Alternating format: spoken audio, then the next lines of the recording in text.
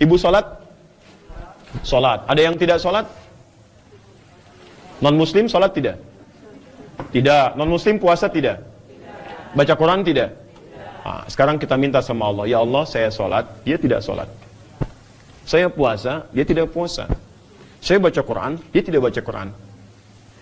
Apa perbedaan antara saya dengan dia? Saya bekerja, dia bekerja. Tempatnya sama. Nah, sekarang perhatikan baik-baik ya. Ketika ibu bapak bermohon kepada Allah Subhanahu wa taala, ya Allah, saya beriman, dia tidak beriman. Saya sholat, dia tidak sholat. Apa perbedaan antara saya dengan dia dalam hal mendapatkan rezeki? Lihat baik-baik. Khusus bagi orang beriman, Allah turunkan ketentuan yang kedua, kalau ibu kerjakan ini, maka rezekinya diberikan lebih cepat daripada orang biasa. Saya ulang ya.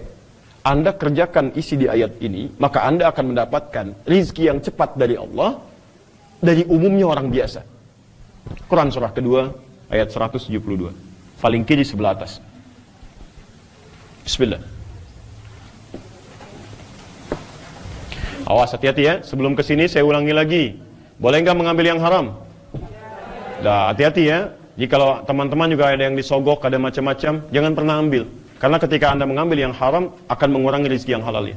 Tinggalkan. Ustaz, ada yang nyogok 10 juta, saya tinggalkan. Masya Allah. Oh, tapi waktu dikasih 1 miliar, saya istikharah dulu. Maka istikharah dulu.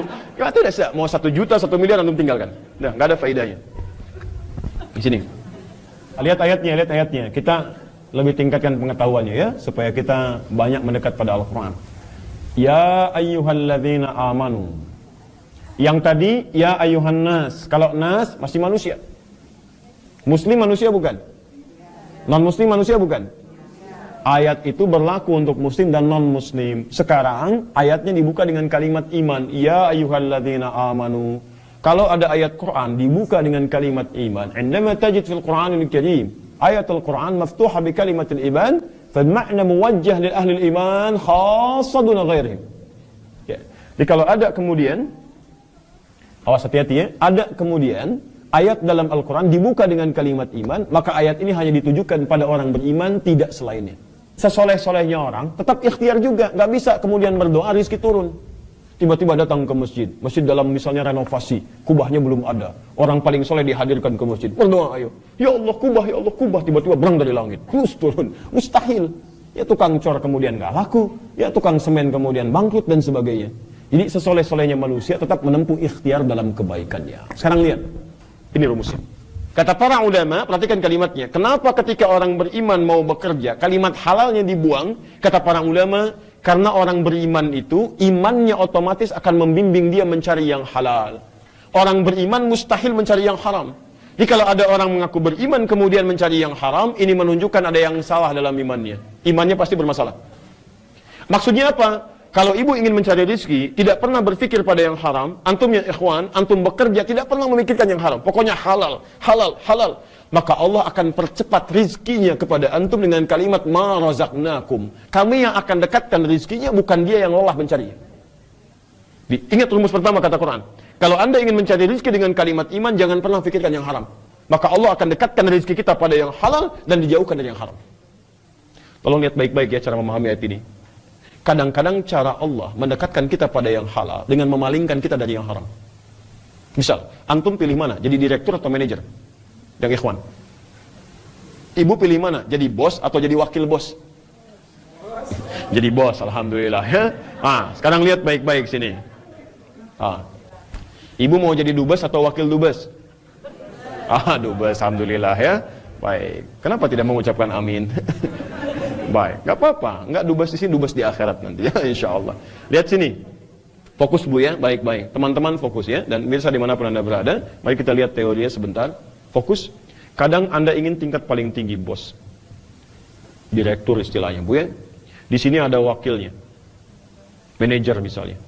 Perhatikan baik-baik. Anda inginnya ke sini, tapi anda mencari dengan iman. Tinggalkan yang haram, tinggalkan yang haram. Tiba-tiba oleh Allah dimentokkan ini, dibuang peluangnya.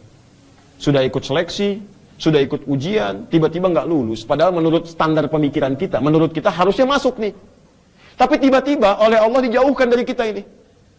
Begitu dijauhkan, ditempatkan ke sini, posisinya nomor 2. Padahal kata orang ini paling layak nomor 1. Tiba-tiba nggak masuk di sini. Kenapa?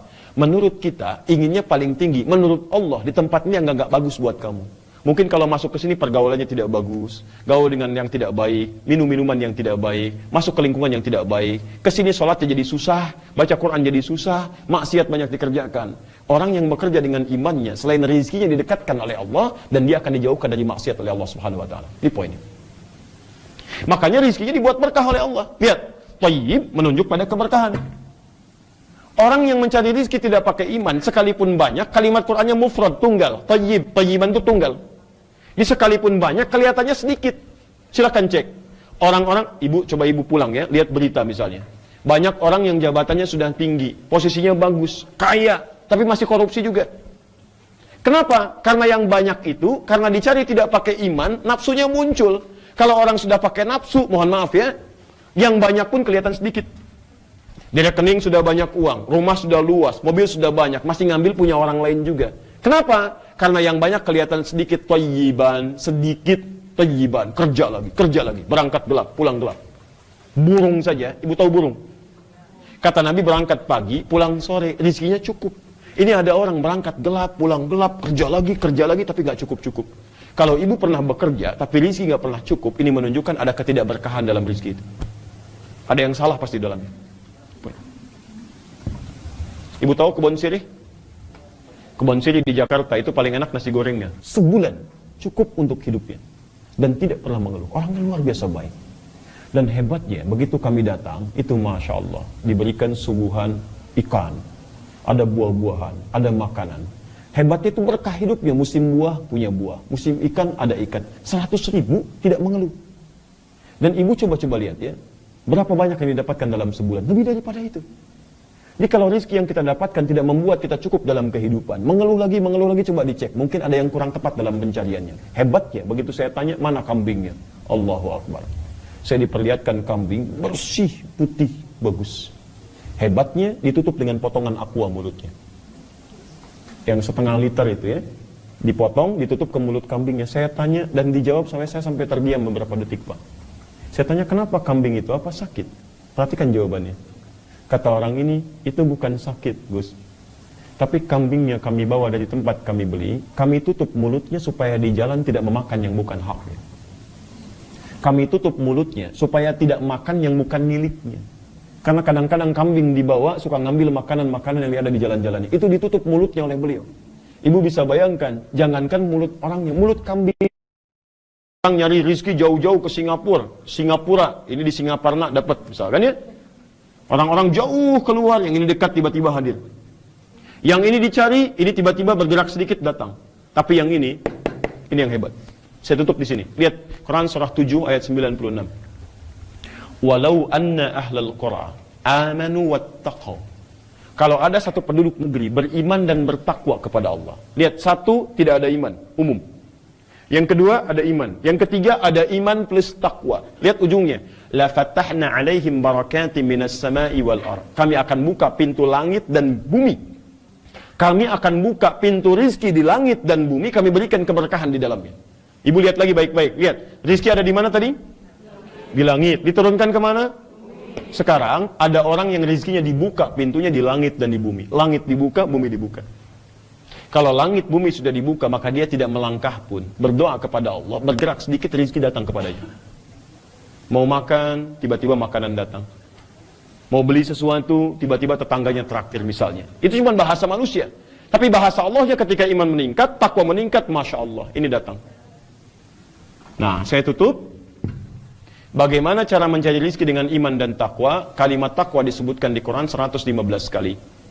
Di antara maknanya, itu ada dua. Satu,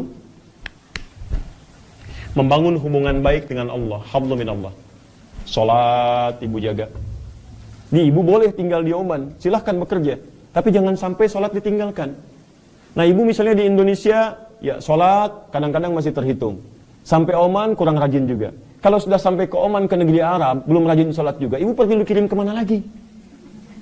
Perlu dikirim kemana lagi? Jadi di sini, ayo bismillah. Begitu cari rezeki, salat jangan tinggal. Ayo, sholat misalnya dalam sehari berapa waktu? Berapa rakaat? 17 rakaat. Itu yang fardunya. Baiknya itu yang fardunya, tambah sunnahnya. Ayo, malam bangun tahajud. Tunaikan sholat duha. Begitu ditambah sholatnya, maka Allah pun akan tambah kemudahan kita untuk mendapatkan rezeki kita. Ibu nggak percaya silahkan, mulai sekarang tingkatkan sholat sunnah. Misal, ya, maaf, kemarin belum tahajud, malam ini rencanakan saya tahajud. Walaupun 2 rakaat gak apa-apa. Jangan paksakan dulu 11 rakaat ya, mulai dengan yang mudah-mudah. Kata Nabi, lihat kata Nabi, sholatul laili masna. Orang yang belum biasa sholat malam, mulai dengan 2 rakaat dulu. Kalau sudah mendekati fajar, 2 rakaat tutup dengan witir 1 rakaat. Ya, jangan pengen langsung ke 11. Dulu sahabat Nabi pernah bertanya pada Sayyidah Aisyah. Al-Bukhari nomor hadis 2010. Ya, kata Hudzaifah al-Yamani, kemudian Al-Mughirah bin Syu'bah, satu lagi ada Abdullah bin Mas'ud bertanya pada Nabi, pada Sayyidah Aisyah. Perhatikan baik-baik. Kata mereka, kaifa kanat salatu Rasulullah sallallahu alaihi wasallam? Bagaimana salat malamnya Nabi sallallahu alaihi wasallam? Kata Sayyidah Aisyah, la tas'al an husnihinna wa tulihinna. Jangan ditanyakan bagaimana bagus dan panjangnya. Nekat besoknya diikuti salat di belakang Nabi. Tiba-tiba Nabi SAW, maaf ya, rakaat pertamanya kata Hudzaifah al-Yamani 100 rakaat Al-Baqarah. 100 ayat, 100 ayat Al-Baqarah. Baru ruku. Kata Abdullah bin Mas'ud, itu masih mending. Saya salat di belakang Nabi 100 ayat belum ruku. Selesai Al-Baqarah lanjut Ali Imran. Selesai Ali Imran lanjut An-Nisa. Sampai An-Nisa ayat 176 baru kemudian ruku. Ternyata Nabi salat pertamanya 1 rakaatnya 5 juz 4 halaman. Besoknya 3 orang ini nggak ikutan lagi. Ya. Karena itu ayo tambah salatnya. Ya. Yang kedua terakhir, lihat baik-baik. 1, bangun hubungan dengan Allah. Yang kedua, bangun hubungan baik dengan manusia. Ini ada KBRI di sini, ya. Ada juga masyarakat yang lain. Ibu kalau rezekinya ingin lancar, ayo bangun hubungan baik. Dengan KBRI laporkan keadaan kita. Dengan warga yang lain bangun komunikasi yang baik. Itu ayatnya ada di Quran surah ke-3 Ali Imran ayat 133 sampai 134. Kalau ibu punya hubungan baik dengan KBRI-nya, disampaikan keadaannya, perkembangannya bagaimana, kemudian dengan teman-teman juga baik, hubungannya baik, dengan yang di rumah baik, dengan pegawai yang lain baik, maka insya Allah kata Allah, rezekinya akan mudah dan keberkahan akan dibuka oleh Allah Subhanahu wa taala.